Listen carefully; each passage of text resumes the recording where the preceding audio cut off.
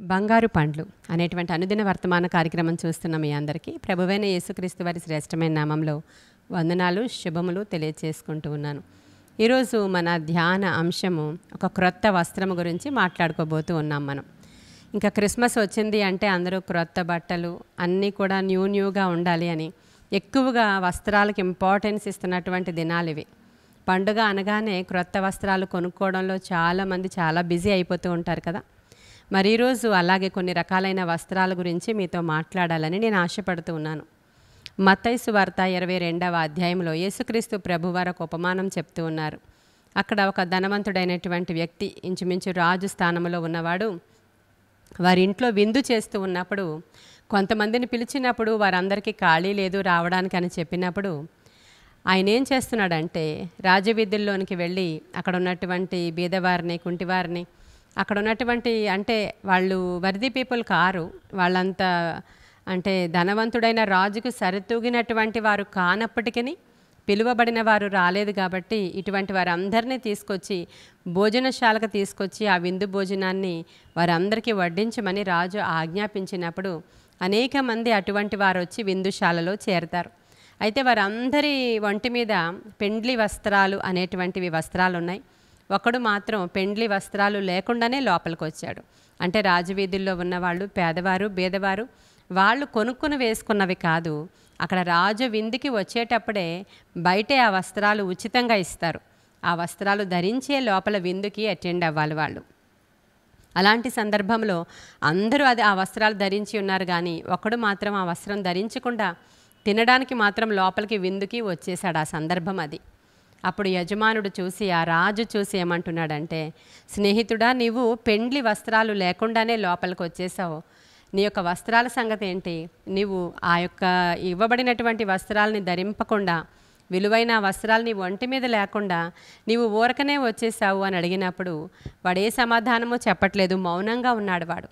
వెంటనే అక్కడ అతనికి వచ్చిన పనిష్మెంట్ ఏంటంటే, వీడిని బయటకు తీసుకుని వెళ్ళి చీకటి కొట్లో పడవేయండి కాళ్ళు చేతులు కట్టి అని చాలా కఠినమైన ఒక ఆజ్ఞ అక్కడ ఇవ్వబడింది.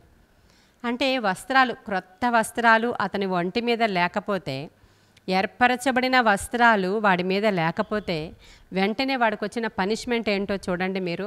వెలుపలకు తీసుకొని పోయి చీకటి కొట్లలో అతన్ని విసిరివేశారు, కాళ్ళు చేతులు కట్టేసి. మరి అతని మీద ఏ వస్త్రము లేదో మనం ఒకసారి అర్థం చేసుకోవాలి. మనమందరము కూడా గొర్రెపిల్ల వివాహ మహోత్సవంలో పాల్గొనవలసిన వారమై ఉన్నాం. మరి మనం కూడా వివాహ మహోత్సవానికి అటెండ్ అయినప్పుడు మన మీద కూడా అటువంటి క్రొత్తదైనటువంటి వివాహ వస్త్రాలు మన మీద ఉండాలి. బైబిల్ గ్రంథంలో కొన్ని రకాల వస్త్రాలు ఉన్నాయి. వాటిలో కొన్నిటిని మీకు చూపించాలని నేను ఆశపడుతున్నాను. చాలా ప్రాముఖ్యంగా యేసుక్రీస్తు ప్రభువారిని స్వంత రక్షకుడుగా అంగీకరించిన వారి మీద రక్షణ వస్త్రం అనేది ఉండాలి. ప్రియమైన దేవుని బిడ్డలారా, చూడండి, యెషయా గ్రంథము 61వ అధ్యాయము 10వ వచనంలో, శృంగారమైన పాగా ధరించుకొనిన పెండ్లి కుమార్తె రీతిగాను ఆయన రక్షణ వస్త్రములను నాకు ధరింపచేసి ఉన్నారు. హల్లెలూయా. రక్షణ వస్త్రాలను మనకు ధరింపచేసి ఉన్నారంట. రక్షణ వస్త్రం నీ మీద ఉందా? మరి రక్షణ వస్త్రం నీ మీదకి రావాలి అని అంటే యేసుక్రీస్తు ప్రభువారిని సొంత రక్షకుడుగా అంగీకరించిన తరువాత, నీ పాపములన్నీ కూడా ఆయన రక్తములో కడగబడిన తరువాత, నీవు మారు మనస్సు అనుభవము పొందుకున్న తరువాతనే ఆ రక్షణ వస్త్రాలు నీ మీదకి వస్తాయి. ఆ రక్షణ వస్త్రాలు కానీ నీ మీద లేకపోతే నీవు కూడా ఆ చీకటి బిలములోనికి త్రోసివేయబడతావనే విషయాన్ని గ్రహించాలి. వాక్యం వినుచున్న మీరు ఎప్పుడైనా ఇది అడిగారా ప్రభువుని? దేవా, నా మీద నీ రక్షణ వస్త్రాన్ని కప్పావా? నేను రక్షణ వస్త్రాన్ని ధరించుకొని ఉన్నానా అని అడగాలి. ఆదాము హవ్వలు వారు దేవునికి విరోధముగా పాపము చేసినప్పుడు వారు వారి మీద ఉన్నటువంటి మహిమ వస్త్రాలని కోల్పోయారు. వెంటనే దేవుడు వచ్చినప్పుడు వారు దిగంబరులుగా ఉన్నారన్న సంగతి వారు గుర్తించినప్పుడు ప్రభు వచ్చి వారికి చర్మపు చొక్కాయలు చేయించి ఇచ్చినట్లుగా మనం చూస్తూ ఉన్నాం. మనం కొనుక్కునే క్రిస్మస్ వస్త్రాలు వేరు, మనం మాట్లాడుకుంటున్నది రక్షణ వస్త్రాలు మన మీద ఉన్నాయా లేవా అని. ఈ దినాలలో మనం అందరం చాలా బిజీగా, పండుగ దినాలు చాలా బిజీగా ఉంటారు, నిజమే. కానీ ఈ యొక్క రక్షణ వస్త్రం మా మీద వేయండి ప్రభువా. ఆ రక్షణ వస్త్రం నీ మీద ఉంటేనే నీవు ఏ వస్త్రం ధరించినా అందంగా కనిపిస్తావు. నీ ముఖకాంతి పెరుగుతుంది. దేవుని దృష్టిలో చాలా సౌందర్యము గలదానవుగా కనిపిస్తావు దేవునికి. ఆయన వధువు సంఘము కొరకు ఎదురు చూస్తూ ఉన్నాడు. ఆ వధువు రక్షణ వస్త్రాన్ని అలంకరించుకొనినదై పాపాన్ని విడిచిపెట్టి పరిశుద్ధ వస్త్రాలంకరణ చేత దేవుని యొక్క రాబోయేటువంటి వరుని యొక్క చిత్తాన్ని గ్రహించినటువంటి వధువు సంఘముగా మనం అందరము ఉండాలని దేవుడు చాలా ఆశపడుతూ ఉన్నారు.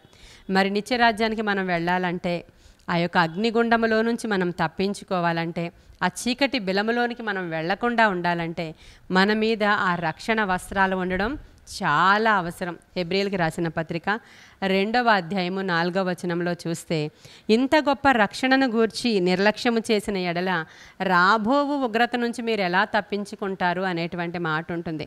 ఇంత గొప్ప రక్షణను మీరు నిర్లక్ష్యం చేస్తే రాబోయే ఉగ్రత నుంచి మీరు ఎలా తప్పించుకుంటారు? మరి ఆ రక్షణ అనేటువంటి స్వాస్థ్యాన్ని మరి మీరు అనుభవిస్తున్నారా? రక్షణ వస్త్రాలు మీ మీద ఉన్నాయా? ఆలోచన చేయాలి. అసలు రక్షణ పొందడానికి మేము ఏం చేయాలని అడుగుతున్నాడు ఒక ఆయన. మీరు అపోస్తుల కార్యాలు 16వ అధ్యాయంలో చూస్తే, పౌలు శీలలు అక్కడ చెరసాలలో వేయబడిన తరువాత ఆ రాత్రి వారి ఆరాధన ద్వారా అక్కడ భూకంపం వచ్చిన తర్వాత చెరసాల నాయకుడు తనను తాను పొడుచుకుని చనిపోవాలి అని ఆలోచన చేసినప్పుడు వెనువెంటనే వీళ్ళు అంటున్నారు, సహోదరుడా నీవేమీ హాని చేసుకోవద్దు, మేము ఎక్కడికి వెళ్ళిపోము, మేము ఇక్కడే ఉంటాము, మమ్మల్ని కావాలంటే లోపల పెట్టి తాళాలు వేయని చెప్పినప్పుడు ఆయన అడుగుతున్నాడు, ఇంత మహత్తరమైనటువంటి కార్యాలు చూసి, ఇంత ఆశ్చర్య కార్యాలు చేసినటువంటి ఆ దేవదేవుని విషయంలో నేను రక్షణ పొందాలంటే నేనేం చేయాలో చెప్పండి అని వెంటనే ఆశపడి అడుగుతున్నాడు ఆయన. అప్పుడు వారు చెప్తున్నారు, నీవు యేసుక్రీస్తు నామంలో బాప్తిస్మం తీసుకో, అప్పుడు నీవు రక్షణ పొందుకున్నవాడు అవుతావు. ఎంత గొప్ప మాటలండి అవి. వాళ్ళు ఏమని అంటున్నారంటే, ప్రభువైన యేసుక్రీస్తు వారి నామంలో ప్రభువైన యేసునందు నీవు విశ్వాసం ఉంచు, అప్పుడు నీవును నీ ఇంటి వారును రక్షించబడతారు అని చెప్తూ ఉన్నారు. 16:31 తర్వాత చూసుకోండి. చూసారా ఎంత గొప్ప విషయాలు. నీవు నీ ఇంటివారు ప్రభువైన యేసుక్రీస్తునందు విశ్వాసం ఉంచితే చాలు, మీరందరూ రక్షించబడతారు అనేటువంటి మాటని ఈ యొక్క పౌలు శిలలో మాట్లాడిన తర్వాత ఆ రాత్రి ఆ జైలర్ వీరిని తన ఇంటికి తీసుకుని వెళ్ళాడు. వీరి గాయాలను కడిగాడు. తను తన ఇంటి వారు అందరూ కూడా సంతోషించారు. ఆ రాత్రి వీరికి భోజనం పెట్టారు. ఆ రాత్రి ఆ తరువాత యేసుక్రీస్తు ప్రభువారిని స్వంత రక్షకుడుగా అంగీకరించి వారి బాప్తిస్మాలు పొందినట్లుగా మనం లేఖనంలో చూస్తున్నాం. రక్షణ అనే వస్త్రాన్ని ఆ రాత్రి వారు పొందుకున్నారు. ప్రియమైన దేవుని బిడ్డలారా, మరి రక్షణ వస్త్రం మీ మీద ఉందా? ఆదాము హవ్వలు కోల్పోయినట్లు ఏమైనా ఎక్కడైనా కోల్పోయారా? ఆలోచన చేయాలి. పాపం అనేటువంటి మలిన వస్త్రం మన మీద ఉంటే ఈ రక్షణ వస్త్రం పక్కకి వెళ్ళిపోతుందండి. పరిశుద్ధంగా జీవించాలి, మలినాలను కడుక్కోవాలి, దేవుని యొక్క సన్నిధిలోనికి వెళ్ళి పశ్చాత్తాపపడి పాపాలను కడుక్కొని మారు మనస్సు పొంది ప్రభువుని సొంత రక్షకుడిగా అంగీకరించాలి. అంగీకరించిన తర్వాత కూడా చాలామంది పడిపోతూ ఉంటారు. క్రొత్త బట్టలు, క్రొత్త సంవత్సరం, క్రొత్త పండగ అని చేసుకుంటున్నాం నిజమే. వీటన్నిటితో పాటు నాయన నా రక్షణ వస్త్రాలు నిజంగా ప్రశస్తంగా ఉన్నాయా లేవా? నేను బాప్తిస్మం పొందుకున్న తర్వాత నీవిచ్చిన ఆ వస్త్రాల యొక్క పరిస్థితి ఎలా ఉందో ఒకసారి నాకు బయలుపరుస్తావా అని అడగడంలో తప్పేమీ లేదు. నిత్యరాజ్యానికి వెళ్ళాలంటే ఆ వస్త్రాలు నీ మీద కంపల్సరీ ఉండాలండి. అంతవరకు ఎందుకు చూడండి, ప్రతి డిపార్ట్మెంట్ వాళ్ళకి యూనిఫామ్స్ ఉంటాయి. రోడ్డు మీద నిలవబడేటువంటి ట్రాఫిక్ కానిస్టేబుల్ కూడా ఆ వస్త్రం లేకుండా ఆయన చేయిలు చాపి ఆ ట్రాఫిక్ని నియంత్రించగలుగుతాడా? ఆయన మీద ఆ వస్త్రం ఉంటేనే ఆ ట్రాఫిక్ని ఆయన నియంత్రించగలుగుతాడు. ఎలాగనో నీ మీద ఆ రక్షణ వస్త్రాలు ఉంటేనే నీవు దేవుని సంబంధివి అని ఈ లోకాధికారికి సాతానికి తెలుస్తుంది. ఆ వస్త్రాలు కనుక నీ మీద లేకపోతే నీవు నిజముగా ఆ యొక్క సాతాను యొక్క బానిసవు అయిపోతావు. కాబట్టి ఈరోజు జ్ఞాపకం చేసుకోవాలి, దేవుడు అద్భుతమైన దేవుడు. ఆయన ఇచ్చినటువంటి రక్షణ వస్త్రాన్ని నీ మీద ధరింపజేశాడు. ఆయన ఉల్లాస వస్త్రాన్ని ధరింపచేశాడు. ఆయన నీ మీద నీతి అనేటువంటి వస్త్రాన్ని ధరింపచేశాడు. మనము ఆకాశంలోనికి వెళ్ళి అక్కడ అంతరిక్ష సంగతులు చూడడానికి వ్యోమగాములు అంటారు వాళ్ళని, ఇంగ్లీష్లో ఆస్ట్రోనాట్స్ అంటారు వాళ్ళని. వాళ్ళు ఆకాశంలోనికి అంతరిక్షంలోనికి వెళ్ళాలంటే స్పేస్కి సంబంధించిన సూట్స్ ఉంటాయి వాళ్ళకి వేసుకోవడానికి. ఆ సూట్ వేసుకుంటేనే ఆ పైకి వెళ్ళగలరు. ఆ తర్వాత కొంతవరకు పైకి వెళ్ళిన తర్వాత ఇంకొంచెం పైకి వెళ్ళడానికి వారి ఒంటి మీద ఆ వస్త్రాలు లేకపోతే వారు అంతకు మించి ఆ గ్రావిటీ ఏమవుతుందో వాళ్ళకి ఇంకా ఏం పని చేయదు, అసలు వెళ్ళలేరు వాళ్ళు. ఆ పైకి వెళ్ళలేరు, క్రింద పడిపోతారు వాళ్ళు. కాబట్టి ఇక్కడ నుంచి ఒక ఆకాశం కొంచెం లెవెల్లోనికి దాటేటప్పటికే ఆ వస్త్రాలు అవసరమైతే నీవు మహాకాశాలు దాటి దేవుని సింహాసనం దగ్గరికి వెళ్ళాలని కోరుకుంటున్నావా? ఖచ్చితంగా నీ మీద రక్షణ వస్త్రాలు ఉండాలి. కాబట్టి ఈ దినాలలో క్రిస్మస్ సందర్భముగా ఇటువంటి క్రొత్త వస్త్రాలు నీ ఒంటి మీదకి రావాలని, ఆల్రెడీ నీవు ధరించుకున్న వస్త్రాలనే నూతన పరుచుకోవాలని, ఆ వస్త్రాలు నీ మీద ఏ విధంగా ఉన్నాయో ఆ రాజు మన దగ్గరికి వచ్చి చూసినప్పుడు ఆ పెండ్లి వస్త్రాలు నీ మీద ఉన్నాయో లేదో ఆయన చూస్తాడు. ఆ వస్త్రాలు నీ మీద అలంకరించబడి ఉన్నాయో లేవో చెక్ చేసుకుంటారా? అడగండి దేవుణ్ణి, ప్రభువా మరలా నా వస్త్రాలు క్రొత్తవిగా చెయ్యండి అయ్యా, అనుదినము నూతనమైనటువంటి వస్త్రాలతో నన్ను అలంకరింప చేయండి. అందుకే కీర్తనకారుడు ఏమంటాడంటే, అనుదినము నూతన నూనె అభిషేకముతో నన్ను నింపు అని అడుగుతాడు ఆయన.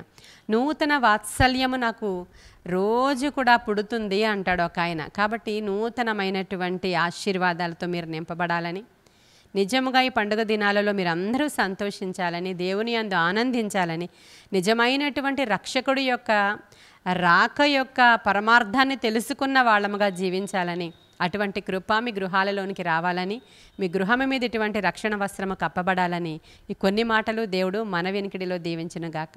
ఆమేన్.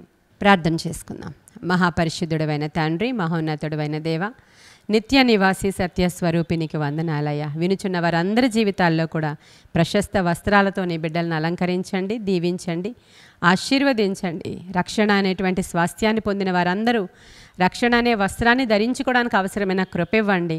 వారందరూ మరొకసారి స్వపరిశీలన చేసుకోవడానికి సహాయం చేయండి. నూతన కార్యాలు జరిగించండి, సంతోషాన్ని నింపండి. ప్రతి విధమైనటువంటి గృహాలలో ఉన్నటువంటి నీకు విరోధమైన క్రియలు లయపరచండి, రోగాలను పారద్రోలండి. రక్షణను నాయనా వారి గృహాలకి వచ్చేటట్లు సహాయం చేయండి. రక్షకుడు వారి హృదయాలలో నూతనముగా జన్మించడానికి అవసరమైన కృప దయచేయండి. అనుదినము నూతన అభిషేక తైలముతో వారిని నింపి, మరి ముఖ్యముగా నూతన కార్యాలతో అభిషేకించి నడిపించి వారి హృదయాలు సంతోషించడానికి సహాయం చేయమని, ఈ దిన దీవెనలతో నింపమని యేసయ్య శ్రేష్ఠ నామములో అడుగుచున్నాము తండ్రి. Amen. Amen. God bless you.